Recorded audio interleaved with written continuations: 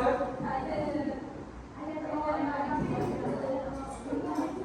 Siapa pula lagi? Dah siap dah? Ingat jawapan? Ingat jawapan? Kita balik. Dah petang lagi. Lagi kita tak boleh lagi.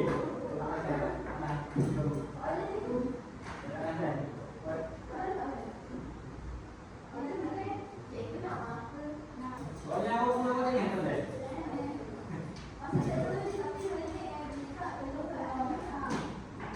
Memang tak ada kilo berlawan kan?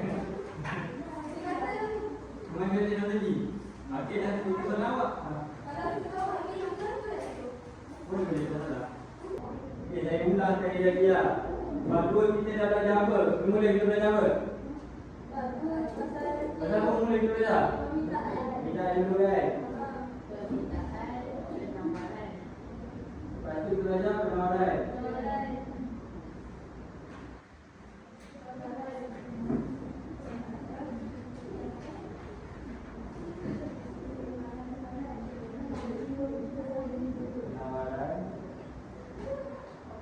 Yang terakhir keseimbangan.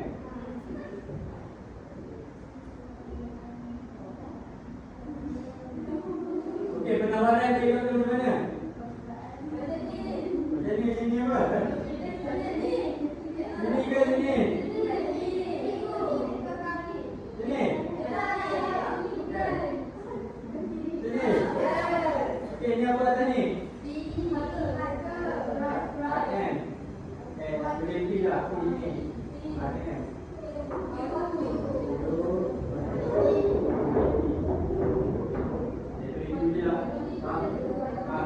Review dia. Okey, kita akan jadi macam ni. Contoh harga naik. Buat sini pergi mana? Turun ke naik?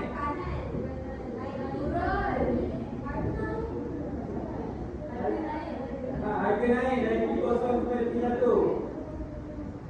Mana Q0 mana Q1?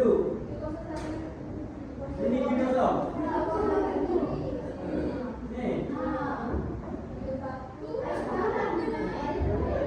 Pada satu ni. Sini ke Q0 ni?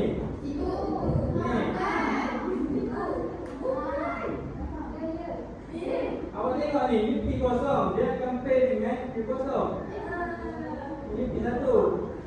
Harga naik dari Q0 ke P1. Kuantiti akan turun. Tak lupa dah ukur permintaan. Harga naik, kuantiti turun, harga naik. Harga turun, kuantiti naik. Okey, jadi dia macam ni. Kalau harga naik dari Q0 ke P1, kuantiti turun dari Q0 ke P1. Dan sebaliknya kalau harga ni harga naik, harga turun pula, kuantiti akan naik. Jadi sini akan jadi apa?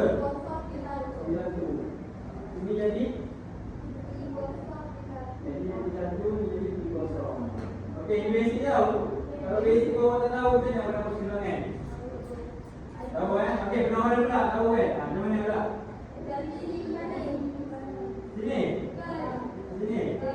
Okey, letak P harga di bawah.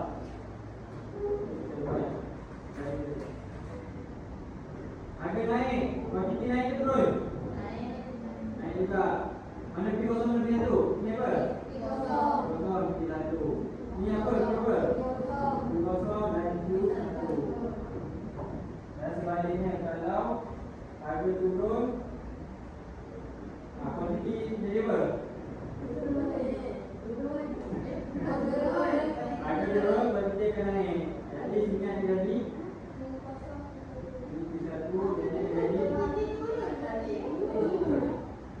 apa? Dia nak harga turun, kuantiti turun kan? Awak ada bandingan ni, orang lain tak ada apa? Ha? Okey, harga naik, kuantiti naik, harga turun, kuantiti turun. Jadi ini akan jadi Q0. Okey, keseimbangan macam mana pula? Bilang. Okey. Ini apa? Kira apa ni? Kita ada kuliah begini.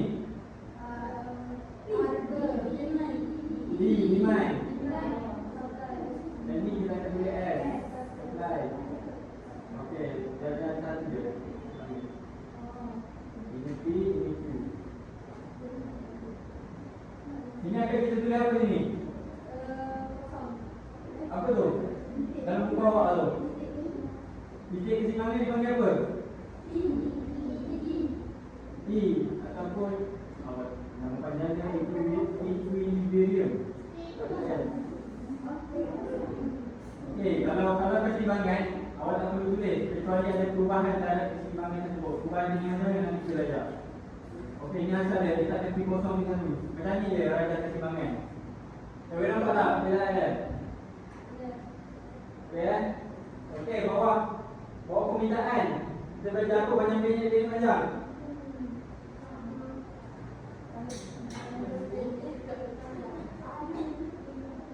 Faktor yang mempengaruhi kuantiti diameter. Okey. Satu barang itu sendiri. Ada dua kan? Mempengaruhi kuantiti Faktornya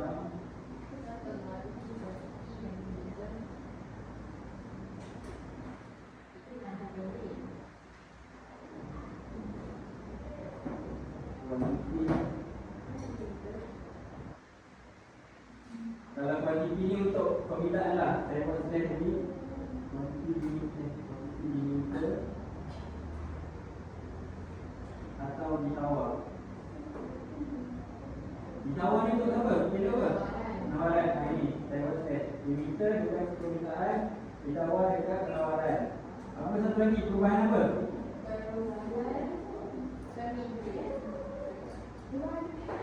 Perubahan permintaan kan?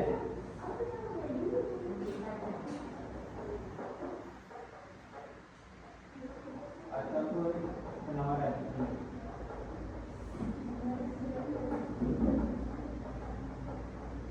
Balik apa faktor perubahan kuantiti diameter atau penawaran? Ada satu je. Tak ingat tak? Oh ini satu je, harga barang itu sendiri. Kuantiti berubah sebab harga barang itu sendiri.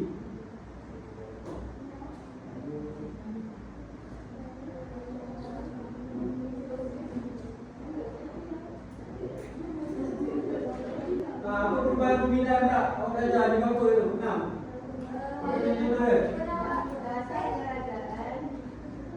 Dasar kerajaan lagi.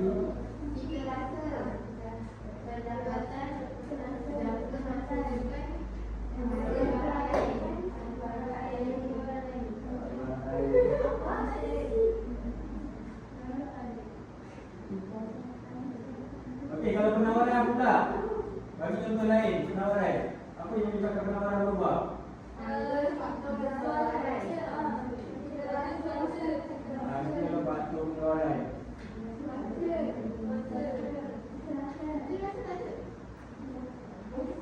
Dan banyak lagi lah kasih tahu dengan apalah faktor-faktor perubahan permintaan dan faktor perubahan penawaran. Banyak ni. Okey, dah selesai kita tengok faktor-faktor perubahan permintaan dan perubahan penawaran. Kita tahu tak kilo dia macam mana?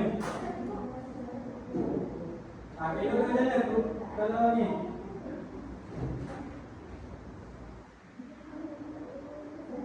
Kilo untuk perubahan permintaan macam mana? Kilo untuk perubahan permintaan. Tengok kilo permintaan awak. Ada dua kan? Sama ada dia bergerak. Ini asal awak. Dan jadi macam ni. Dia akan boleh bergerak ke kiri atau ke kanan. Ini harga. Ini kuantiti. Okey, andai kata saya letak sini P kosong.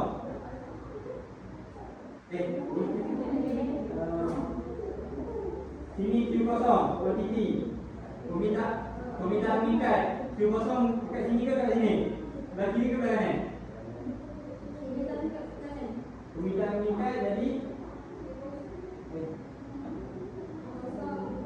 permintaan meningkat jadi Q1 akan jadi kat sini belah kanan.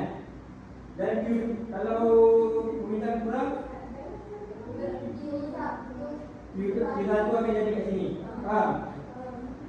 Kalau bertambah Q1 akan jadi kat sini. Kalau berkurang dia akan bergerak tepi dari sini kat Q kosong. Dia jadi kuantiti kosong dan kuantiti 1 itu boleh berubah. Okey, seterusnya untuk penawaran, cuba tebak. Bila berapa? Sama je macam basic awak belajar ni. Cuma ada tambah kilo saja. Jadi kilo dia akan mencerung ke atas dari kiri ke kanan.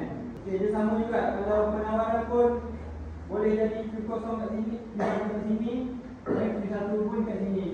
Sebab apa ni? Q1 kat sini. Berlaku apa? Penawaran apa? Pertama ke kurang? Tambah kanan dan penawar berkurang ke kiri. Itu dia basic awak ingat. Dan yang terakhir kita belajar tentang keseimbangan. Apa keseimbangan? Keseimbangan ni gabungan permintaan dan penawaran. Apa dia cakap ini apa?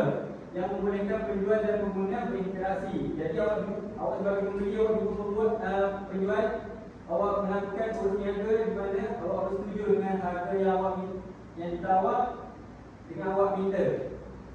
Jadi keseimbangan ni awak tengok kat sini. Sedangkan persamaan dicapai pada titik I apabila elok di demand bersila dengan elok supply penawaran. Jadi kita akan dapat keseimbangan. Kita tulis di kat sini. Yang mana harga keseimbangan ialah 5 dan keseimbangan ialah 20. Okey, faham saya? Ada nak ulang ke? Saya ulang balik. Okey, kita dah belajar basic keseimbangan kilo dia macam mana. Awak tengok muka surat 79 tak?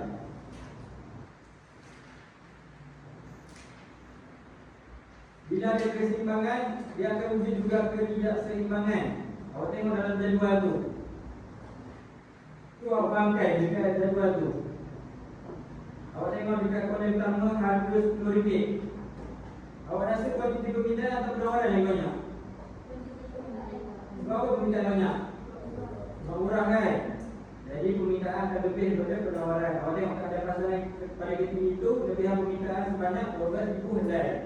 Jadi apa tindakan kepada harga? Jadi harga akan cenderung naik sebab murah sangat. Jadi penjual akan naikkan harga dekat situ. Apa kesan tempat naik harga?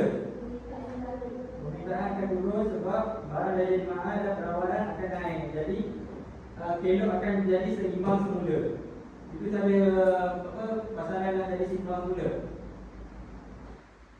Okey, sama juga dengan harga 20 belum capai keseimbangan sebab orang ramai masih rasa harga barang tu murah. Jadi permintaan banyak harga kat situ. Awak tengok pula dekat harga 40. Harga RM40 kuantiti ke permintaan ke penawaran banyak? Penawaran banyak sebab harga mahal. Jadi firma akan jual lebih banyak barang.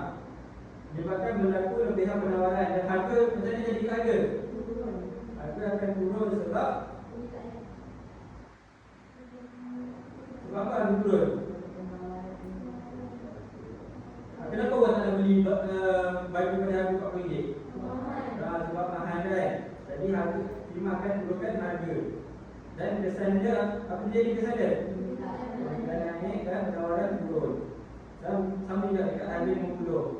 Penawaran masih banyak dan permintaan kurang. Kesan dia harga turun dan permintaan naik. Di manakah keseimbangan yang dicapai? Harga 30. Jadi pembeli dengan penjual bersetuju pada harga 30 untuk diminta dan ditawarkan. Berapa banyak ini yang dipersetujui antara kuantiti permintaan dan penawaran? Keseimbangan mestilah sama kuantiti penawaran dengan permintaan. Berapa kat situ? Tengok jadual tu.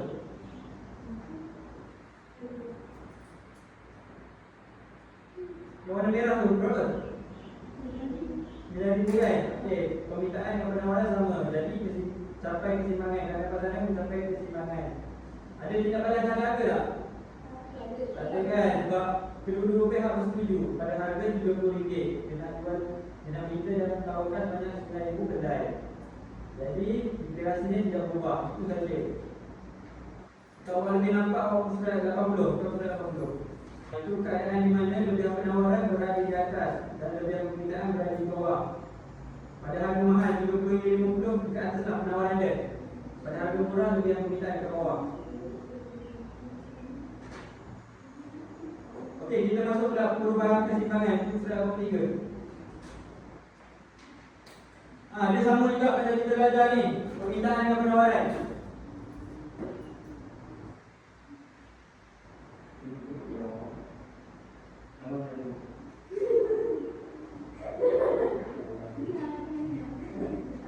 Okey, sama juga macam permintaan dengan penawaran. Ada pendek kan?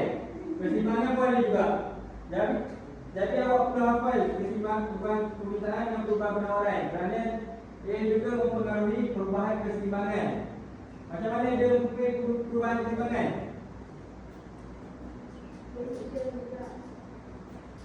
Awak tengok ni.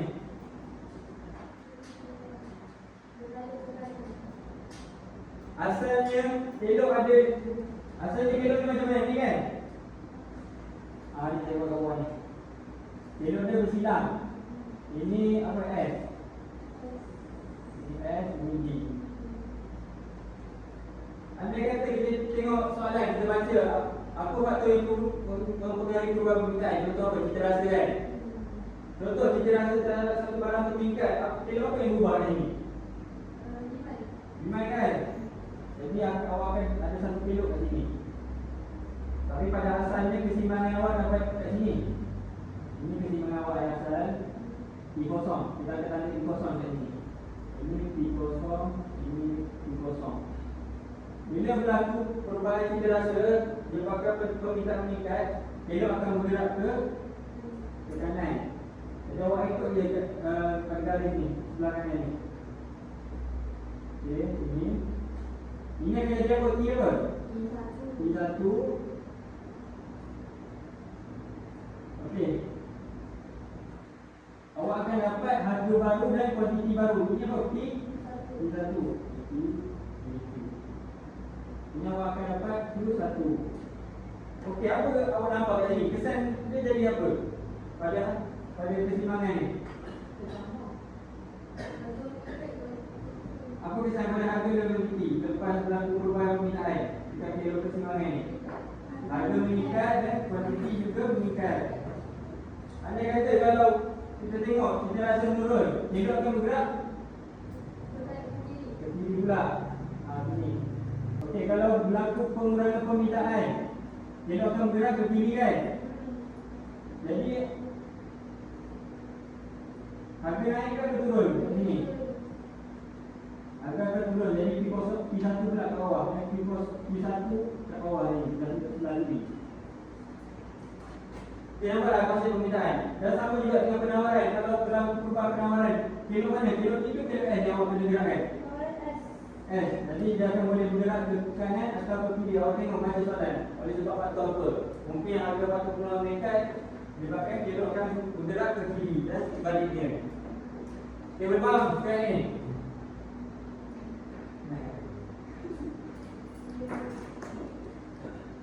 Okay, faham kan? Okay, saya nak test awak.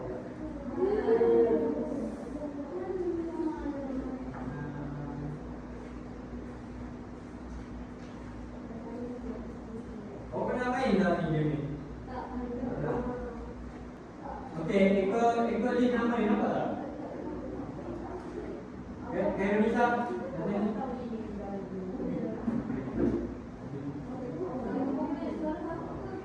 Ni video.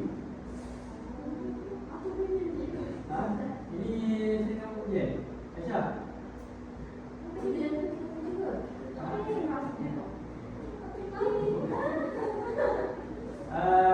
Alisa Sofia. Sebab setiap kertas ni ada nama awak ni. Bentuk dia lain-lain. Ni.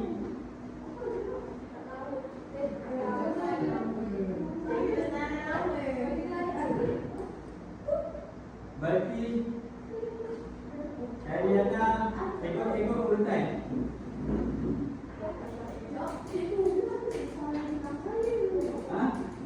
Alah apa?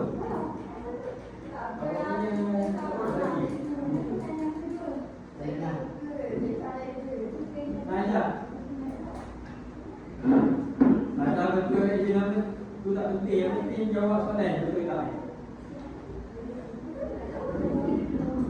Alisa.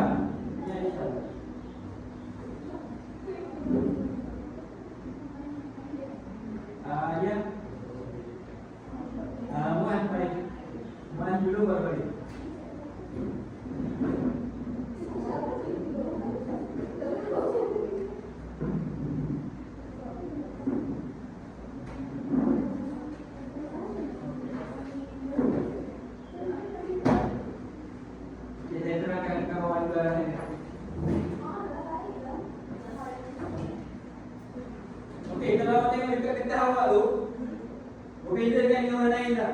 Betul. Dekat kertas tu awak tak tulis P1, P2 kan? Itu merujuk pada awak lah. Awak punya kertas. Pinjam kan? Okey, dekat kotak ni awak perasan tak ada tulis huruf A, B, dekat pilih ke? Okey, cara untuk awak menjawab soalan, awak perlu angkat. Jika jawapan awak B, awak perlu tegakkan macam ni.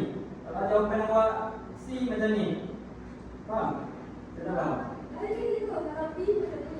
B, awak tegak susun B. Nampak tegak macam ni. Kalau A macam ni. Okey. Ikutlah awak punya corak dekat kertas tu. Yang faham kan? Apa yang tak nampak soalan, boleh duduk tepat sini ke. Kalau tak nampak, boleh ni tu. Siapa yang tak nampak boleh ke depan. Okey, yang ni. Okey. Jawab. Kalau dah ada jawapan, angkat terus kertas awak tu.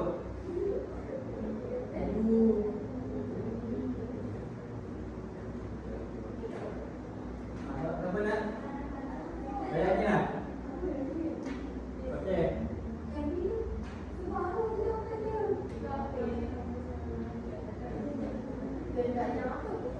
Ini yang tengah ni.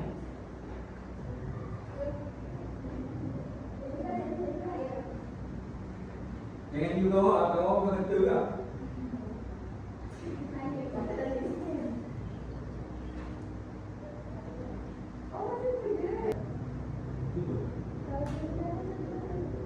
Ada yang tak datang ke? Ada yang tak datang ke?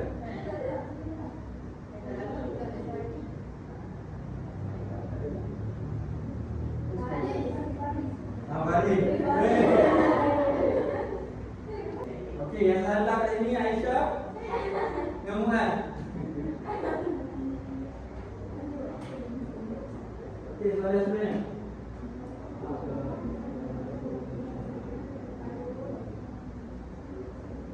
Dah dari mana?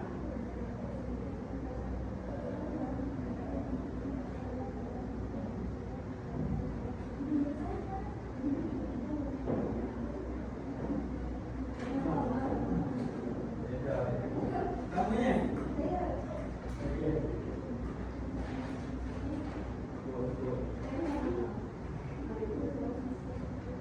Okey.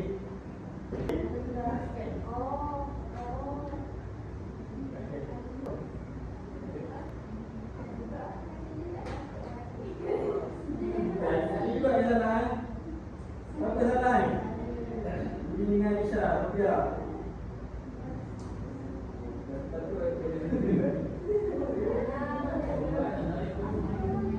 Baik, kita lagi. Betul.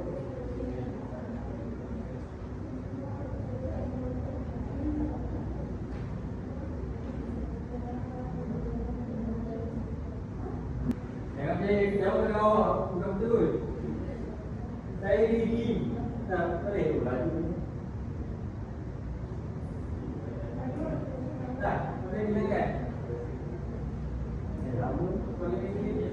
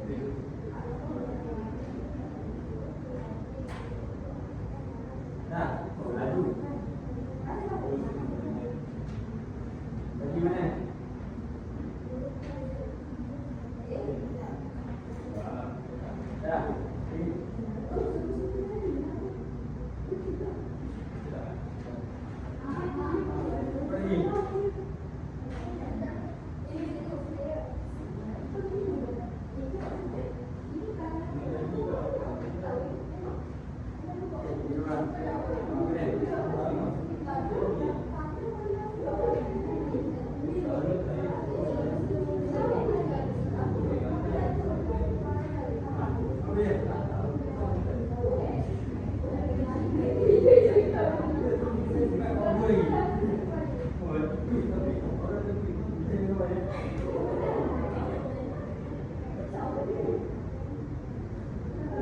Yang lala kat sini, lala kat sini. Bisa, okey. Tidur. Ni, banyak. Dua ni.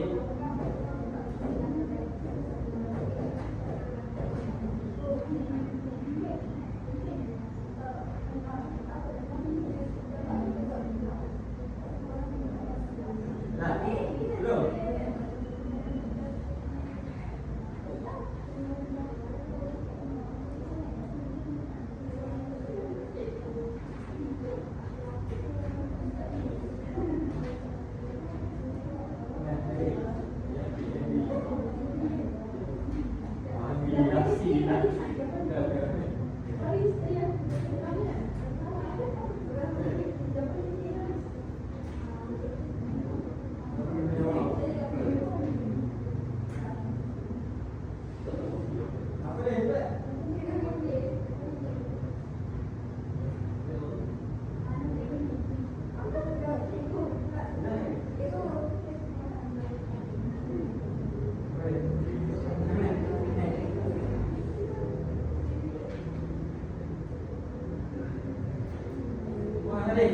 Dua hidung. Lagi. Mana yang kurang je? Mana yang bawah tu? Kurang betul. Agak betul.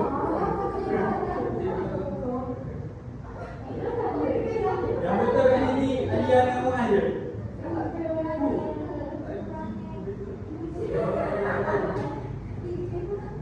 Okey, benar.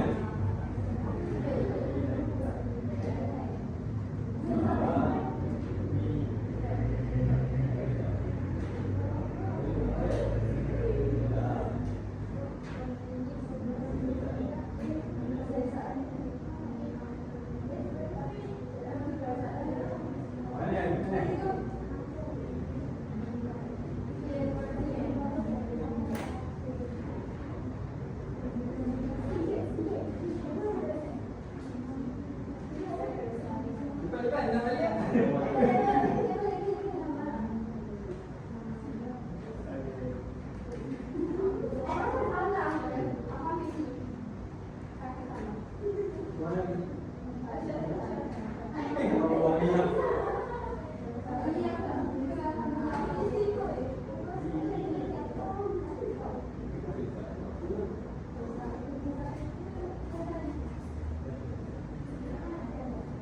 Tahu tanya dulu.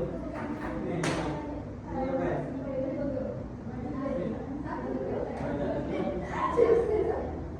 Okeylah. Okey, mana ni dia dulu kat sini. Pasal. Okey.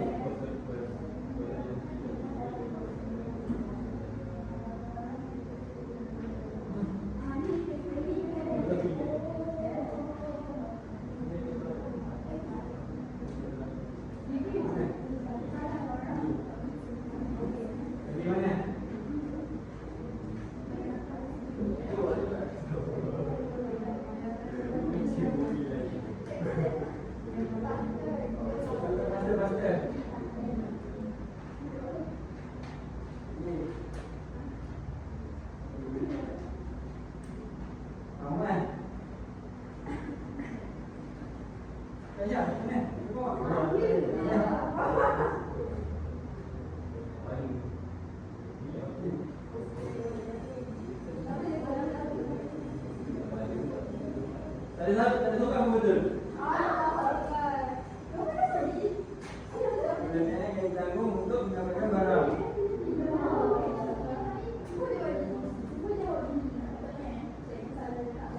Okey, saya buat soalan. Ini.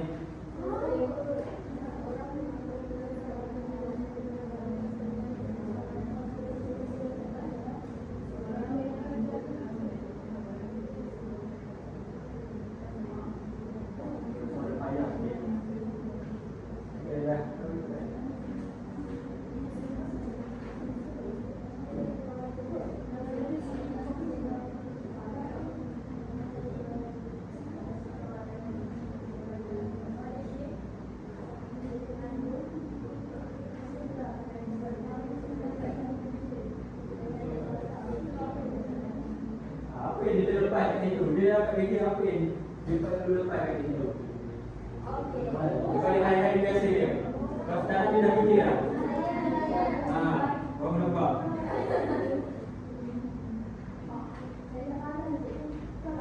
Tak boleh sikit lagi. Okey.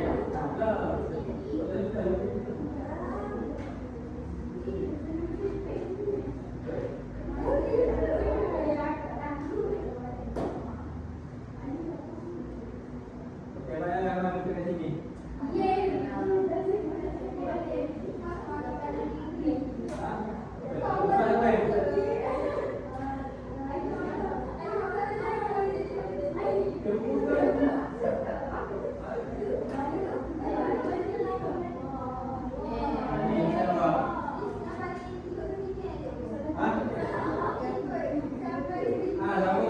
Tapi kena salah hari ni. Yang di batu bawah. Okey.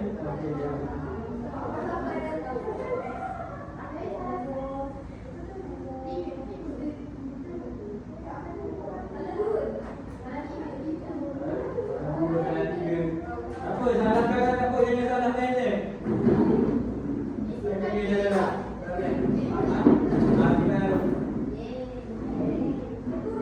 Tapi kalau ada bawa, aku tak boleh main. Dia jauh sampai muka bawah.